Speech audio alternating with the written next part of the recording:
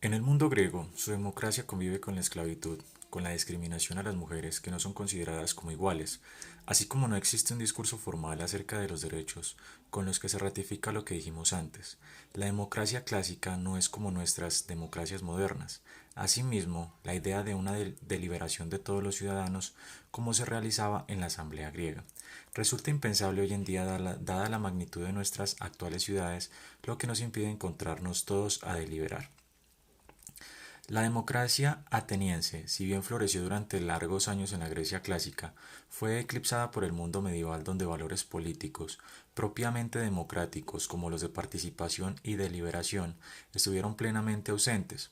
El mundo occidental vivió casi hasta el siglo XV después de Cristo bajo regímenes feudales en los que el poder estuvo bajo el dominio de pocos, sobre todo de aquellos que ostentaban la fuerza de la violencia o de la riqueza. Si bien no se puede caracterizar a todos los monarcas que ha conocido Occidente como tiranos o déspotas, en las monarquías que gobernaron durante siglos estuvo por completo ausente el valor de la participación de los ciudadanos. De hecho, los sujetos dejaron de ser ciudadanos y a lo sumo fueron catalogados como súbditos. Democracia y modernización. Sin miedo alguno, se puede afirmar que el mundo ha vivido más sin democracia que con la democracia misma. Si en gran parte del mundo antiguo no hubo democracia y en todo el mundo medieval que va hasta el siglo XV no existió democracia alguna, podemos afirmar que la democracia es un invento social de la historia reciente.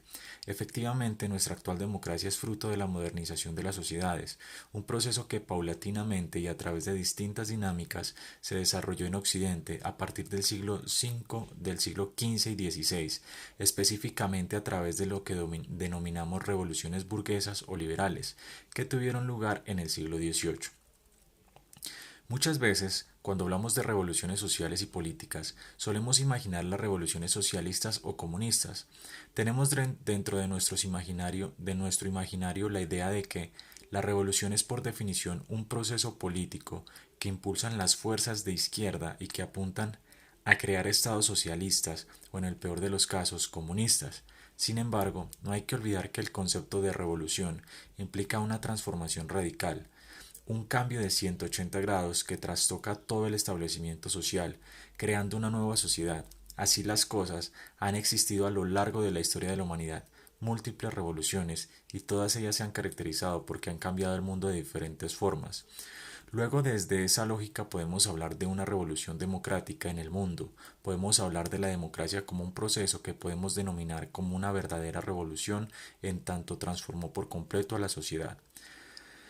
Karl Marx, importante teórico comunista, señaló en una de sus reconocidas obras, El Manifiesto del Partido Comunista, que en el mundo no ha existido la revolución más importante que la revolución desarrollada por los burgueses. Abro comillas. La burguesía ha desempeñado en la historia un papel altamente revolucionario. Cierro comillas, Marx y Engels, 1872.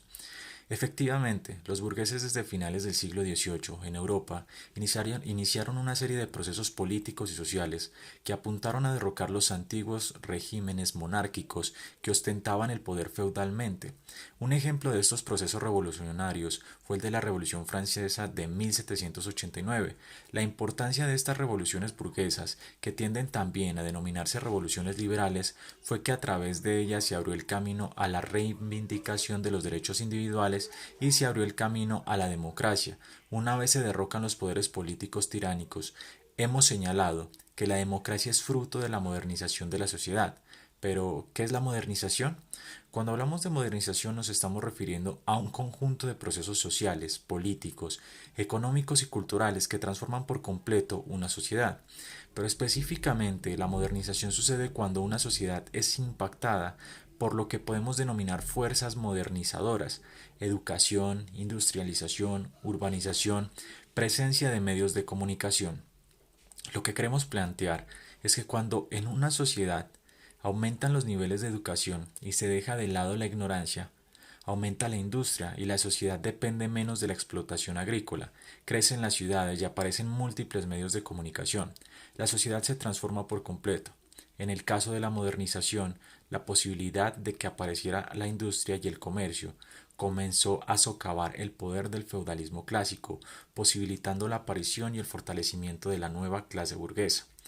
que estaba compuesta por comerciantes que anhelaban participar de las decisiones políticas que los implicaban.